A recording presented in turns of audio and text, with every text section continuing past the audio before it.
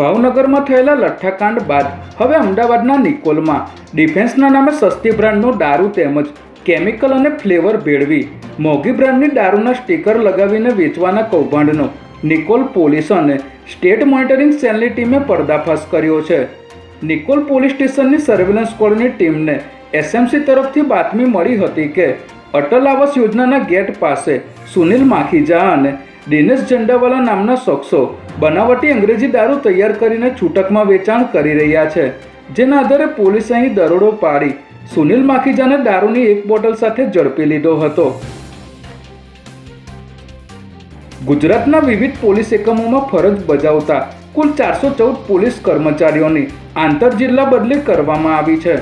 Police વિભાગની યાદી મુજબ યુપીસી અને યુએલઆર કક્ષાના 226 કર્મચારીઓ, એપીસી અને એએલઆર કક્ષાના 129 કર્મચારીઓ તેમજ યુએસસી અને એએસસી કક્ષાના 59 કર્મચારીઓની બદલી કરવામાં આવી છે, જેમાં કર્મચારીઓની વ્યક્તિગત અને કૌટુંબિક પરિસ્થિતિને ધ્યાનમાં રાખીને વિવિધ જિલ્લાઓ તથા શહેરોમાં નવી જગ્યાએ આ પોલીસ કર્મચારીઓને ફરજ સોંપવામાં આવી છે।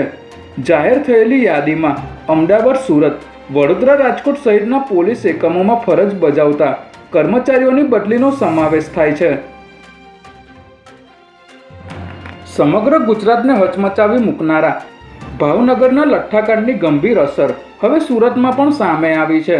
ભાવનગરમાં ઝેરી દારૂ પીધા બાદ સુરત આવેલા મૂળ ભાવનગરના સંજયસિંહ દોડિયા નામના યુવકની તબિયત અત્યંત નાજુક બનતા તેમને સુરતની ખટોદરા સ્થિત આઈએનએસ હોસ્પિટલમાં બ્રેન ડેડ જાહેર કરવામાં આવ્યા છે। છેલ્લા 3 દિવસથી આઈસીયુમાં જીવન અને મરણ વચ્ચે ઝોલા ખાઈ રહેલા યુવકને હાલ વેન્ટિલેટર સપોર્ટ પર રાખવામાં આવ્યા છે અને આ અંગે પરિવારને પણ જાણ કરી દેવાઈ છે। ત્યારે ભાવનગરના લઠ્ઠાકાંડના કારણે વધુ એક યુવકનું મોત નિપજતા પરિવાર શોકમાં ગરકાવ થઈ ગયો છે।